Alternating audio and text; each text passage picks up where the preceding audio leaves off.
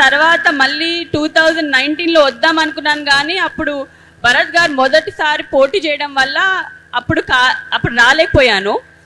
మళ్ళీ ఈసారి 2024లో ఈసారి భరత్ గారు పోటీ చేస్తున్నా కూడా 2 రోజులు బ్రేక్ తీసుకున్నానా నేను ఇక్కడికి డెఫినెట్గా రావాలని, సభ ఉందని నేను ఈరోజు 2 రోజులు వచ్చి ఇక్కడ ఎలాగన్నా మిమ్మల్ని చూడాలి, మళ్ళీ ఇన్ని సంవత్సరాల తర్వాత ఒకసారి అందరినీ చూడాలని ఇక్కడికి వచ్చాను.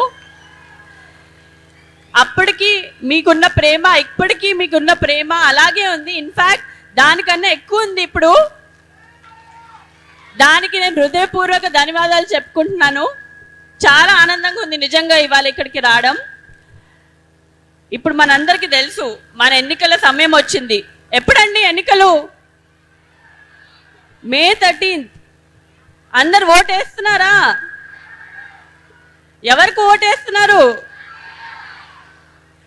ఇవాళ మీ అందరికీ నేను చెప్పుకోవాల్సింది ఒకటే, మీరు ఓటేసేటప్పుడు గట్టిగా ఒకసారి ఆలోచించండి ఎవరికి ఓటేయాలి. నా కోసమో ఇంకెవరి కోసమో కాదు, మీ గురించి ఆలోచించుకోండి.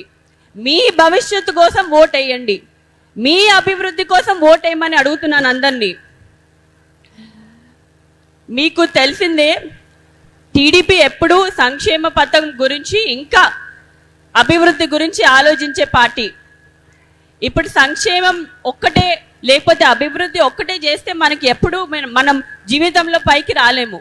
ఉట్టి సంక్షేమ పథకాలు ఉంటే మనం ఇవాళ బాగానే ఉంటాము, కానీ మన రేపు బాగుండాలంటే, ఒక కారు కొనాలంటే, ఒక ఇల్లు కట్టాలంటే అది సరిపోతుందా మీకు? అభివృద్ధి అనేది చాలా ఇంపార్టెంట్. మన సంక్షేమ పథకాలు ఇంకా అభివృద్ధి రెండు తేగలే మనిషి ఒక్కలే ఉన్నారు, అది మన నారా చంద్రబాబు నాయుడు గారు. ఆయనకి ఓటేసి మనం గెలిపించడం, సీఎం చేయడం మన బాధ్యత. అదే కాదు, హిందూపురానికి ఎమ్మెల్యేగా, ఇప్పుడు కరెంట్ ఎమ్మెల్యే ఇంకా మళ్ళీ ఎమ్మెల్యే అభ్యర్థిగా పోటీ చేస్తున్న నందమూరి బాలకృష్ణ గారు నాన్నగారు, మీరు 2 సార్లు గెలిపించారు ఆల్రెడీ. ఆయన చేసిన ఇక్కడ చాలా కార్యక్రమాలు. మొదటిగా మనం మాట్లాడాలంటే నీటి సమస్య మీ అందరికీ తెలిసిందే. నీటి సమస్య మొదటి ప్రయారిటీగా తీసుకున్నారు. అదే కాకుండా అన్నా క్యాంటీన్ పెట్టారు. ఇక్కడ రోడ్లు కానివ్వండి, చాలా కార్యక్రమాలు చేశారు మీకోసం, ఇంకా చేస్తూనే ఉంటారు. మనం సీఎంగా చంద్రబాబు నాయుడు గారిని, ఇక్కడ ఎమ్మెల్యేగా మన నందమూరి బాలకృష్ణ గారిని గెలిపించడం మన బాధ్యత. తర్వాత మళ్ళీ 2019లో వద్దాం అనుకున్నాను, కానీ అప్పుడు భరత్ గారు మొదటిసారి పోటీ చేయడం వల్ల అప్పుడు రాలేకపోయాను. మళ్ళీ ఈసారి 2024లో ఈసారి భరత్ గారు పోటీ చేస్తున్నా కూడా 2 రోజులు బ్రేక్ తీసుకున్నానా నేను ఇక్కడికి డెఫినెట్గా రావాలని, సభ ఉందని నేను ఈరోజు 2 రోజులు వచ్చి ఇక్కడ ఎలాగన్నా మిమ్మల్ని చూడాలి, మళ్ళీ ఇన్ని సంవత్సరాల తర్వాత ఒకసారి అందరినీ చూడాలని ఇక్కడికి వచ్చాను.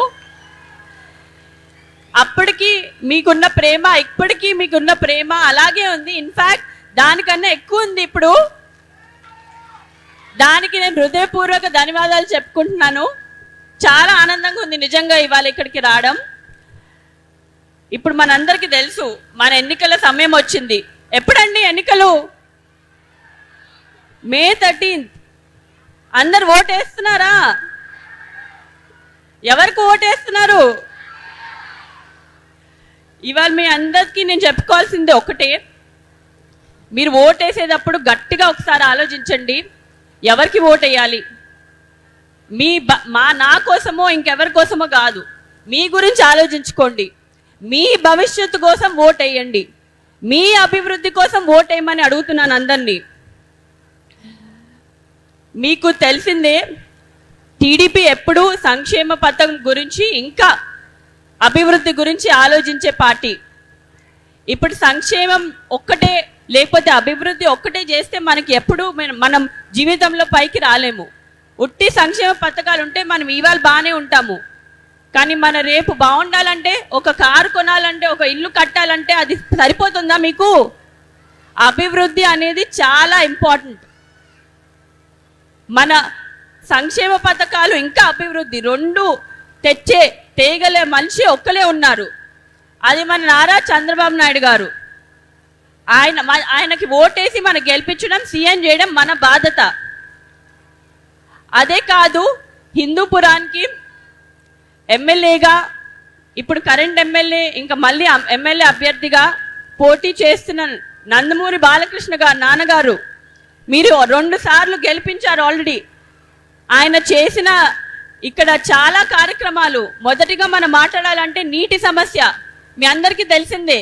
నీటి సమస్య మొదటి ప్రయారిటీగా తీసుకున్నారు. అదే కాకుండా అన్న క్యాంటీన్ పెట్టారు. ఇక్కడ రోడ్లు కానివ్వండి, చాలా కార్యక్రమాలు చేశారు మీకోసం, ఇంకా చేస్తూనే ఉంటారు. మనం సీఎంగా చంద్రబాబు నాయుడు గారిని, ఇక్కడ ఎమ్మెల్యేగా మన నందమూరి బాలకృష్ణ గారిని గెలిపించడం మన బాధ్యత. మీరందరూ సైకిల్ గుర్తుకే ఓటేస్తారని నేను ఆశిస్తూ నేను సెలవు తీసుకుంటున్నాను.